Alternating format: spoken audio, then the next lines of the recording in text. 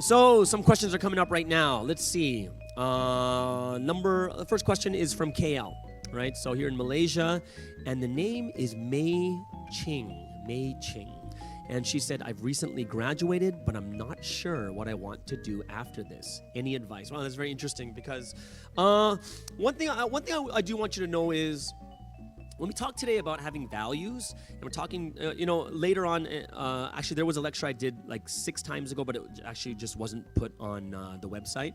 And this is about values, and also another more important thing that value leads to is meaning, right? Like, for instance, the stat I gave you was a woman who goes to any religious activity once a week is 5 times more likely not to commit suicide, right?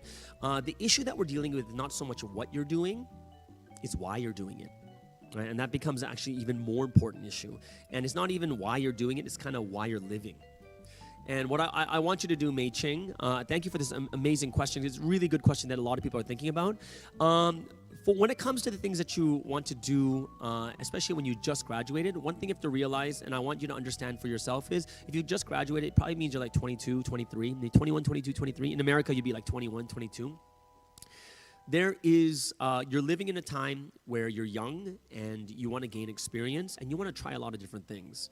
And whatever your major was, I would suggest you get into it, right? Even intern in it, just to see what that lifestyle of that type of job is.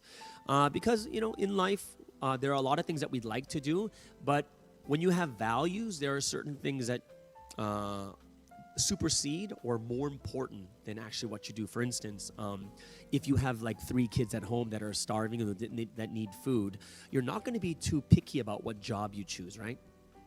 Yeah, that value, right? The meaning of why you're taking that job, even if you don't like it, is very, very important.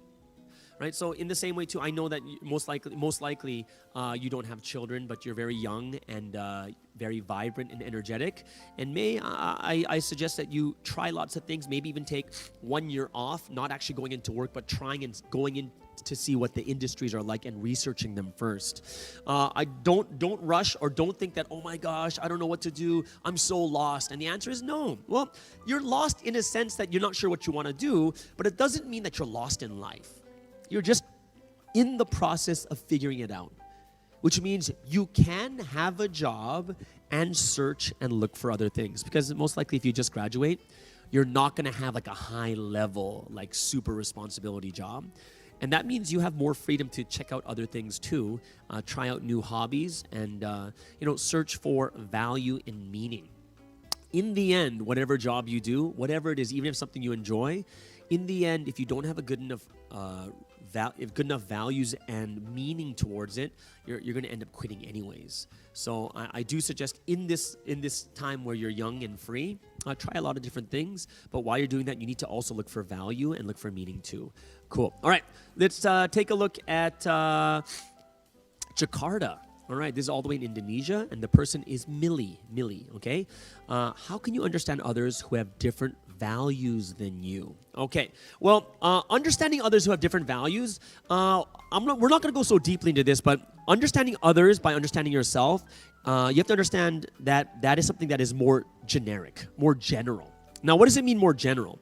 More general means this. More general means I can understand, like for instance, I'm a Christian, but they're like, how can I understand a Buddhist? Or how can I understand a Muslim? However, we can understand each other at a very general level, which means what? It means that when he tells me that he struggles to follow the laws of the Quran, I understand, because I'll tell them, yeah, you know what?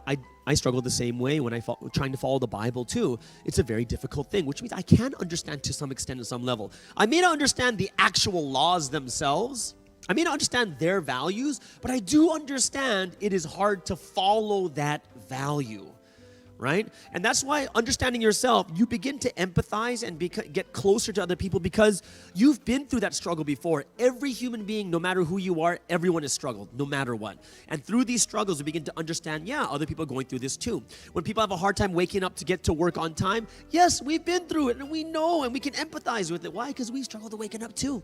Right? So a lot of different things you have to understand is when it comes to understanding myself to understand others, it's not meaning specific values, like detailed. Because if you want to go that detailed, then you'll have a much better time. You'll have a much better time understanding people in the similar values as you, like deeply. But on a general level, you can understand human beings when it comes to struggle, pain, joy, laughter, meaning, value. All these things, people are experiencing these things together.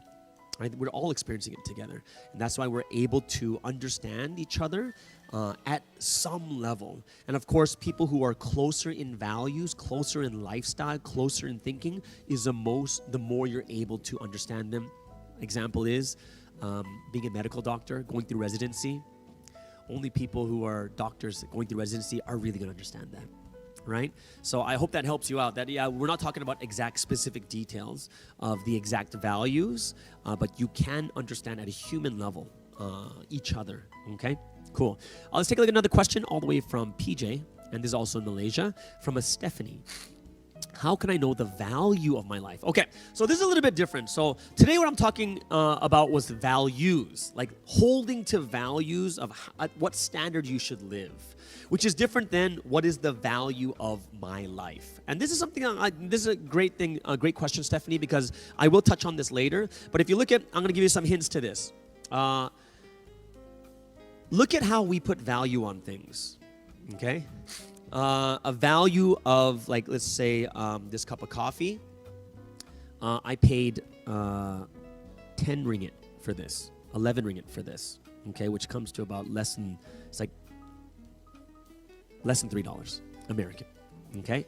Now, the reason why this cup is constantly selling because everyone is okay buying this at 11 ringgit. Right? Now, what happens if this store becomes the only coffee store open in all of Malaysia? Then what happens is we call it price gouging, right? Like surgical masks and stuff that are happening right now. What happens is they raise the price to 25 ringgit, right? To 25, it's more than doubled.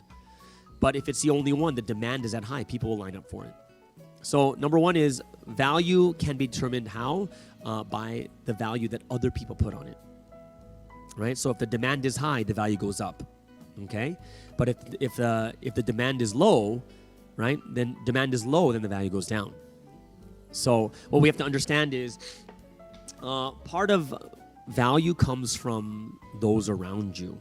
And this is a very important thing that we can discuss at another time, but you have to also look at the people around you and how much they value you. And then we'll get into a secondary part of value is how do you change your value? And you can change your value. Why? Because this cup of coffee you can change it. How? You could change the packaging, and then people would want it more. Or I can change the type of beans I use, how good the beans are. Right? There's lots of different things that I can do to change this value so that more people will want it. But that is something we can talk about at another time. Okay? So thank you so much, Stephanie. Great question. I'm probably going to touch on that in another lecture too. It's a really, really good question.